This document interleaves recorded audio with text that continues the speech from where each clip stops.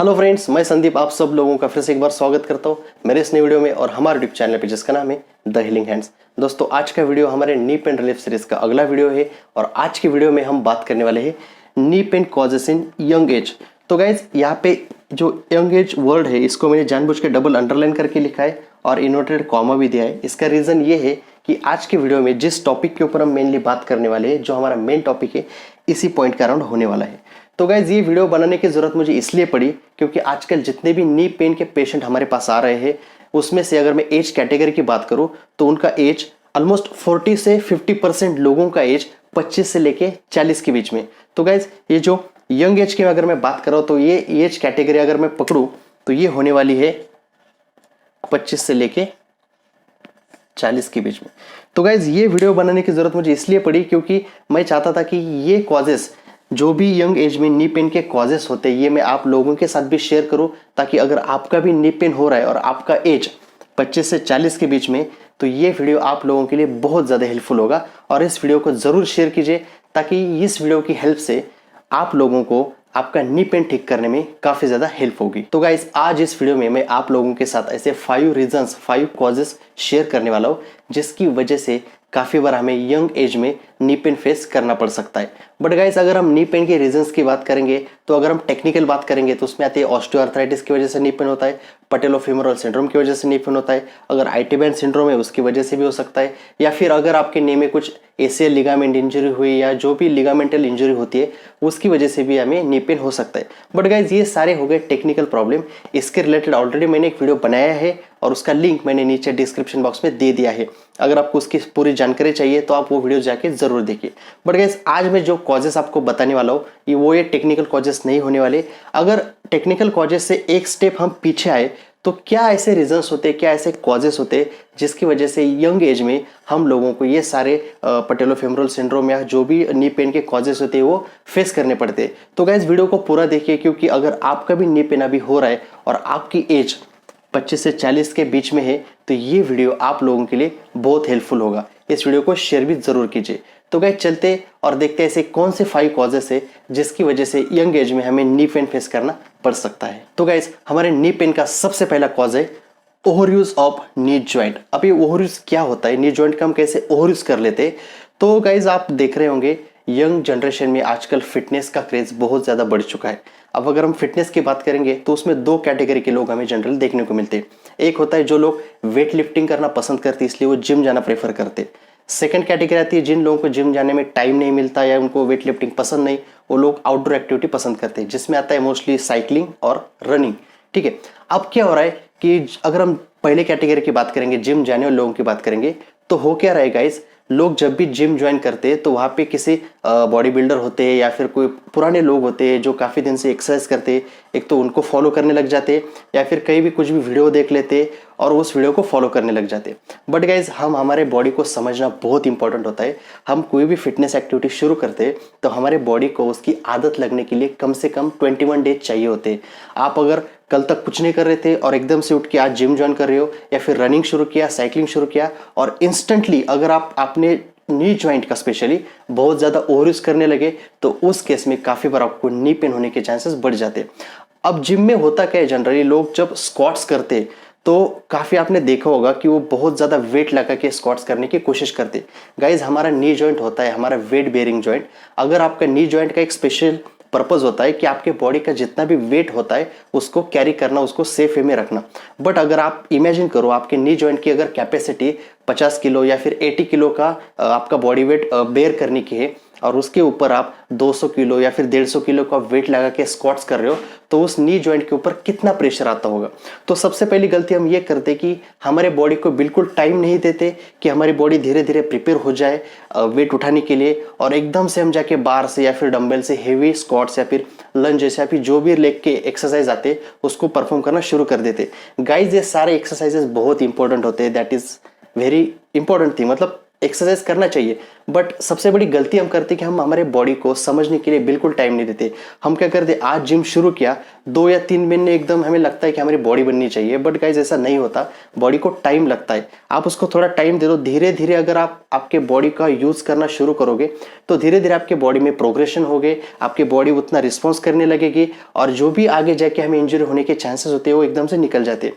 तो सबसे पहले हम गलती क्या करते हैं, हमारे जॉइंट का बहुत ज्यादा, नी जॉइंट का बहुत ज्यादा ओवर यूज कर लेते हैं।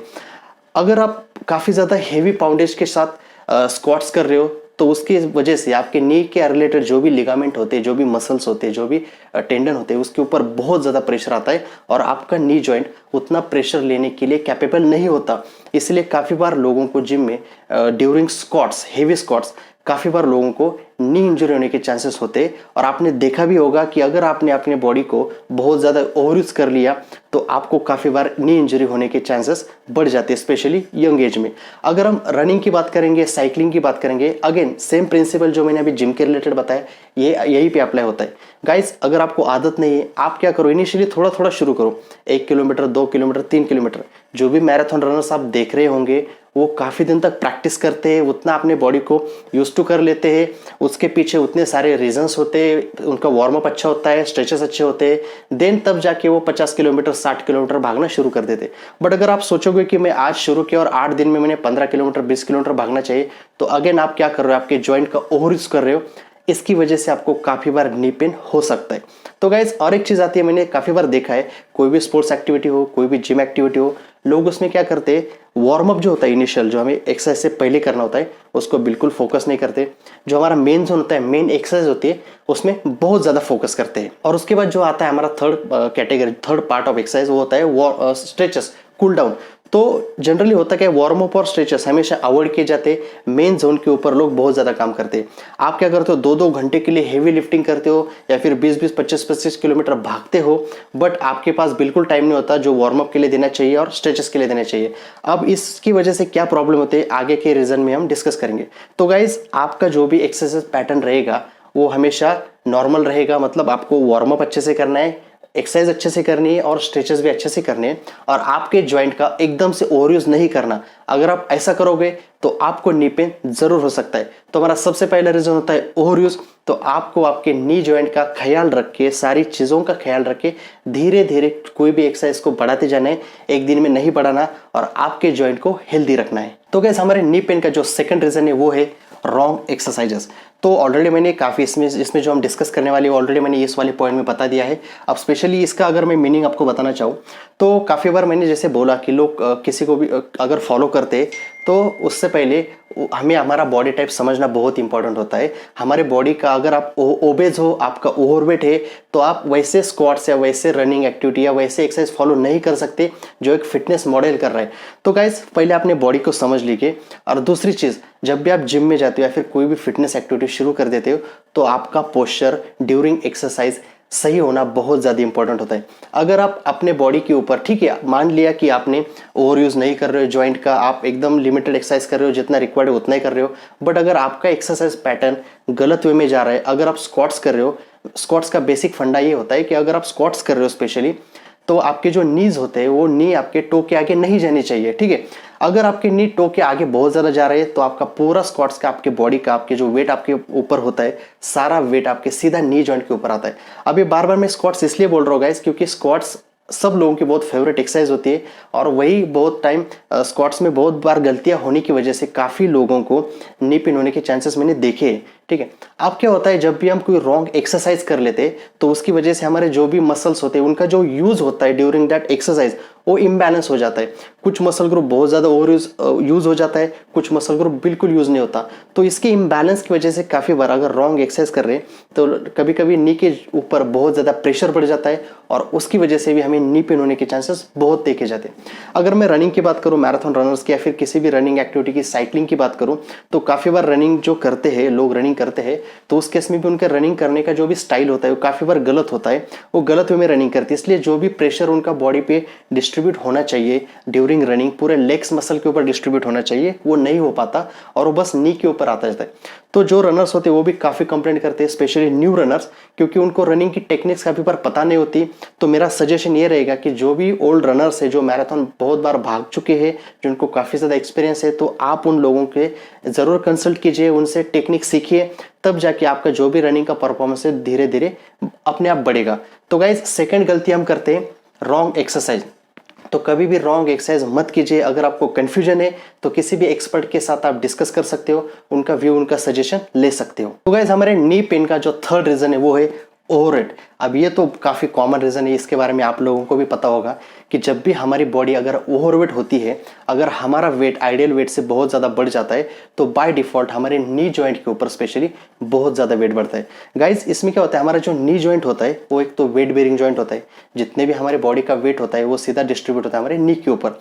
अब जब भी अगर हमारा वेट बहुत ज़्यादा बढ़ जाता है, तो एक ऐसा जनरली कैलकुलेशन होता है कि हमारे बॉडी का अगर 1 kg वेट बढ़ता है, 1 किलो वेट बढ़ता है, तो हमारे जॉइंट के ऊपर, स्पेशली नी जॉइंट के ऊपर, उसके प्रोपोर्शन में 4 से 5 kg वेट ज़्यादा बढ़ जाता है। सपोज मेरा अगर वेट अभी 70 kg और मेरा 1 किलो भी बढ़ा, 71 हुआ, तो मेरे नी के जॉइंट के ऊपर 1 किलो नहीं बढ़ेगा, वो 4 से 5 किलो बढ़ेगा। तो गाइज आप इमेजिन करो, हमारे नी जॉइंट अगर पर्टिकुलर वेट के लिए बने हैं, हमारे बॉडी का वेट अगर 80-85 के बीच में ऑलमोस्ट, तो उतना तो हमारे नी जॉइंट उतना बेयर कर सकते हैं। बट अगर आपका वेट एकदम से 100 की तरफ चला जाता है, उससे आगे भी मैंने काफ़ी लोग देखे हैं, तो उस केस में आपके जो नी जॉइंट होते हैं उसके अराउंड जो भी लिगामेंट्स होते हैं, मसल्स होते हैं, उसके ऊपर बहुत वेट बढ़ जाता है। और ऐसे में अगर आप कुछ फिटनेस एक्टिविटी करना शुरू कर देते हो, तो अगेन आपको ओवरयूज नहीं करना, रॉन्ग एक्सरसाइज नहीं करनी, और सबसे पहले धीरे धीरे धीरे आपको एक्सरसाइज पैटर्न को बढ़ाना है।